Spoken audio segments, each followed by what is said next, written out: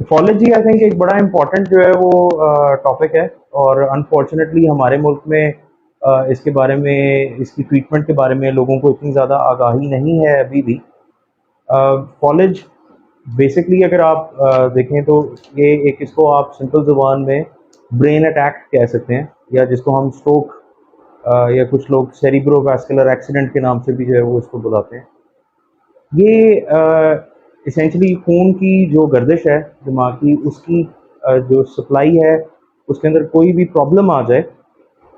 चाहे वो खून गाढ़ा होने की वजह से, क्लॉट बनने से, दिमाग को जो है वो किसी किस्म की डैमेज हो, या शरेआन फट जाने की वजह से जो है वो दिमाग में ब्लीड हो जाए, तो दोनों सूरत हाल के अंदर जो है वो इसको हम फॉलेज का ही डायग्नोसिस देते हैं। ये एक बहुत इम्पॉर्टेंट डिजीज़ है। इसके इस टाइम पे ये दुनिया के पहले टॉप 3 कॉजेज़ ऑफ डेथ के अंदर जो है वो शामिल होता है। और जो वर्ल्ड हेल्थ ऑर्गेनाइजेशन है वो एस्टिमेट करती है कि तकरीबन सालाना कॉलेज के मरीज़ और उनकी कॉम्प्लिकेशंस के साथ तकरीबन 9 से 10 बिलियन डॉलर्स का जो है वो खर्चा होता है वर्ल्ड वाइड। सो आप लोग इमेजिन कर सकते हैं कि इसका कितना जो है वो बर्डन है हेल्थ केयर फैसिलिटीज़ पे भी सारी दुनिया में, और पेशेंट्स और उनकी फैमिलीज़ के लिए भी। सो फॉलेज जो है, इसकी अगर आप टाइप्स के अंदर जाएं तो जिस तरह मैं बता रहा था कि जो सबसे कॉमनेस्ट किस्म का जो है वो अटैक होता है, इसको हम जो है वो इस्कीमिक स्ट्रोक कहते हैं। और ये जो है वो खून गाढ़ा होने की वजह से जो खून के लोथड़े हैं वो अंदर जाके क्लॉट्स जो हैं वो दिमाग की जो ब्लड सप्लाई है उसको ब्लॉक कर देते हैं, या खून की शरेआनें टाइट हो जाने की वजह से भी दिमाग की ब्लड सप्लाई ब्लॉक हो सकती है। और ज़्यादातर केसेस इसी तरह जो है वो कॉलेज को प्रेजेंट करते हैं। ये तकरीबन 80 से 85% केसेस होते हैं। बाकी जो 10 से 15% केसेस हैं ये वो होते हैं जो दिमाग की शरेआन फटने की वजह से आम तौर पे उन लोगों में देखे जाते हैं जिनका ब्लड प्रेशर अच्छी तरह कंट्रोल नहीं हो। स्ट्रेस डायरेक्टली तो कॉलेज नहीं करता, लेकिन स्ट्रेस लेने की वजह से जो और आप एसोसिएटेड बीमारियां हैं जैसे कि बीपी है, शुगर है, उन सब चीज़ों की वजह से अल्टीमेटली जो है वो कॉलेज ज़रूर हो सकता है। सो कॉलेज के जो मरीज़ हैं उनके लिए ये चीज़ बहुत ज़रूरी है कि वो अपनी जो इस तरह के रिस्क फैक्टर्स हैं जिसके अंदर सबसे ज़्यादातर कॉमनली शुगर का कंट्रोल अच्छा ना होना, बीपी का कंट्रोल अच्छा ना होना, बीपी की दवाई बाकायदगी से ना लेना, कोलेस्ट्रॉल यानी कि जो चिकनाई है खून में उसकी ज़्यादती होना, ये ज़्यादातर उन्हीं लोगों में देखा जाता है जो कि नमक और चिकनाई का इस्तेमाल काफ़ी ज़्यादा रखते हैं खाने में। और उसके अलावा हार्ट से रिलेटेड प्रॉब्लम्स और स्मोकिंग, ये सब चीज़ें जो हैं वो कॉलेज के लिए रिस्क फैक्टर बनती हैं, और इनका टाइमली कंट्रोल करना बहुत ज़रूरी है। इसलिए क्योंकि हमने अभी रिसेंटली जो एक स्टडी की है अजीज़ फातिमा हॉस्पिटल फैसलाबाद में, उसमें हमने यही देखा है कि कॉलेज आम तौर पे जो है वो इसको बूढ़े लोगों के बीमारी के साथ जो है वो एसोसिएट किया जाता है। आम तौर पे ये सोचा जाता है कि कॉलेज जो है वो 60 साल या 70 साल की उम्र के बाद जो है वो बूढ़े लोगों में मुख्तलिफ किस्म की कॉम्प्लिकेशंस के साथ पाया जाता है। लेकिन एक्चुअली जो अजीज़ फातिमा में हमने स्टडी की थी अपने यहाँ पे कॉलेज के पेशेंट्स के अंदर, उसमें हमने ये देखा है कि जो हमारे यंग पेशेंट्स हैं, सो एवरेज एज 35 से 40 साल की उम्र में भी शुगर और बीपी बहुत ज़्यादा कॉमन हो गया हुआ है, और उसकी वजह से बहुत ज़्यादा कॉलेज के अटैक्स हो रहे हैं। सो आई थिंक कि लोगों को ये अवेयरनेस जो है वो होनी चाहिए कि वो अपना लाइफस्टाइल जो है वो अच्छा रखें, रेगुलरली एक्सरसाइज करें, और अपनी खुराक का ध्यान रखें, मीठे का कम इस्तेमाल करें। और अगर उनको महसूस हो रहा है कि उनको किसी किस्म की कोई बीमारी डेवलप हो रही है, बीपी ज़्यादा है, तो उसको फौरी तौर पे अपने जो डॉक्टर हैं उनसे चेक करवाएं और उसका फौरी तौर पे इलाज शुरू करें, ताकि ये जो बाद में स्ट्रोक यानी कि फॉलेज है, इससे रिलेटेड जो प्रॉब्लम्स हैं उससे बचा जा सके। सो फॉलेज जो है वो सबसे कॉमनली, चाहे वो जिस मर्जी किस्म का टाइप का फॉलेज हो, इसमें आमतौर पे जो अलामात आती हैं, इसको सारी दुनिया में ये एक एडवर्ट चलता है जिसको फास्ट कहा जाता है। यानी कि जो है फास्ट उन 4 मेन अलामात के लिए स्टैंड करता है जो कि आपको नॉर्मली इसमें देखने में मिलती हैं। जिसमें कि फास्ट फेस, चेहरे की कमज़ोरी, उसके अलावा बाजू की या टांग की कमज़ोरी आ जाना, या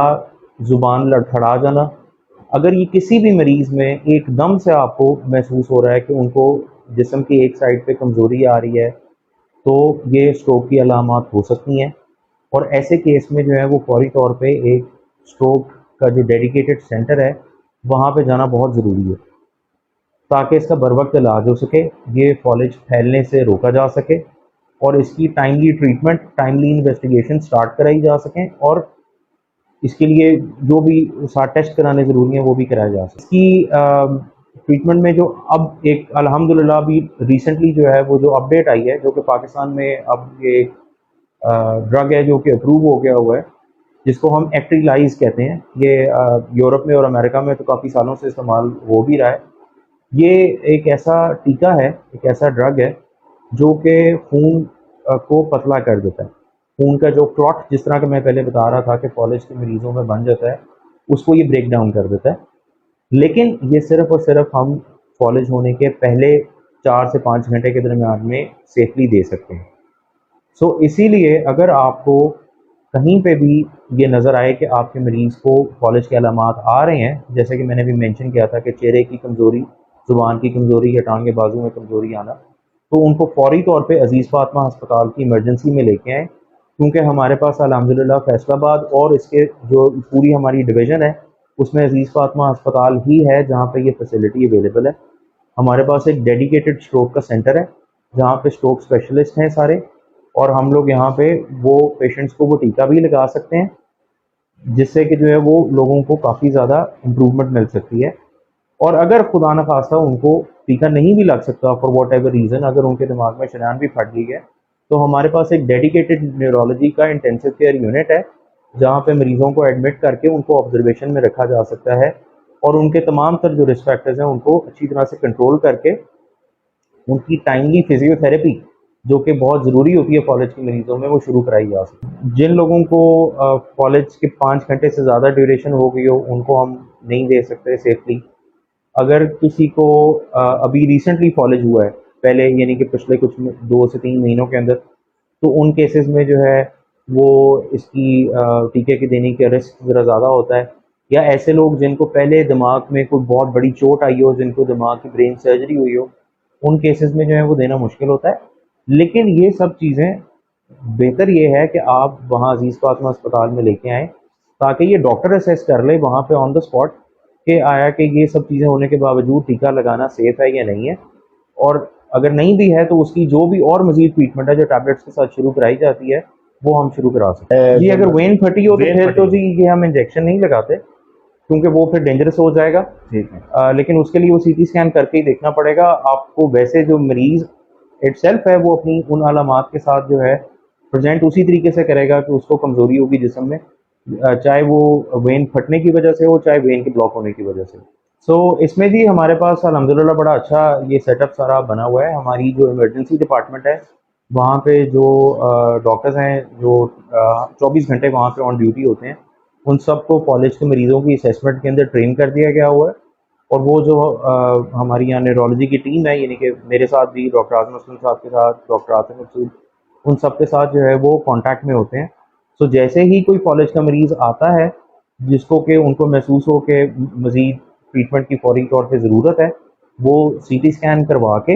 हम लोगों के साथ राब्ते के अंदर रहते हैं, और हम पेशेंट को देख के असेस करके तो उसके बाद उनको जो स्ट्रोक का डेडिकेटेड सेंटर है वहाँ पे शिफ्ट कर देते हैं, ताकि उनको वहाँ पे ये टीका भी लग सके और वो अंडर ऑब्जर्वेशन भी रह सकें,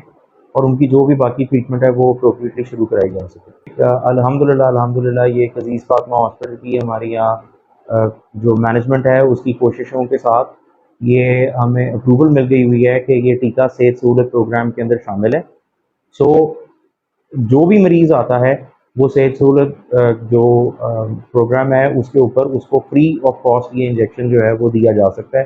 सो इसकी कॉस्ट का कोई भी फ़र्क नहीं पड़ेगा, चाहे वो अफोर्ड कर सकते हैं या नहीं। अभी तक जी अल्हम्दुलिल्लाह पिछले 2 से 3 महीनों में हमने तकरीबन 18 से 20 लोगों को ये इंजेक्शन लगा दिया हुआ है,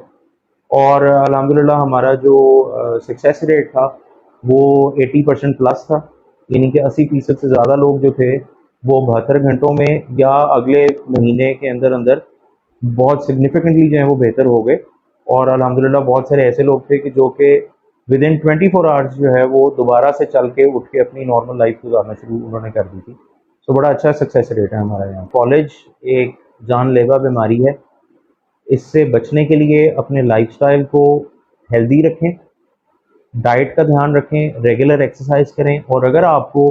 शुगर या बीपी या कोई हार्ट का प्रॉब्लम डायग्नोज होता है तो उसकी बाकायदगी से दवाई लें। उसके बावजूद अगर खुदा न खास्ता आपको फॉलेज का अटैक हो रहा है, आपको अलामात नज़र आ रही हैं, तो फौरी तौर पे एम्बुलेंस बुला के उसको पेशेंट को अजीज़ फातिमा हॉस्पिटल में शिफ्ट करवाएं ताकि वहाँ पे उनका बर वक्त असेसमेंट और इलाज शुरू कराया जा सके।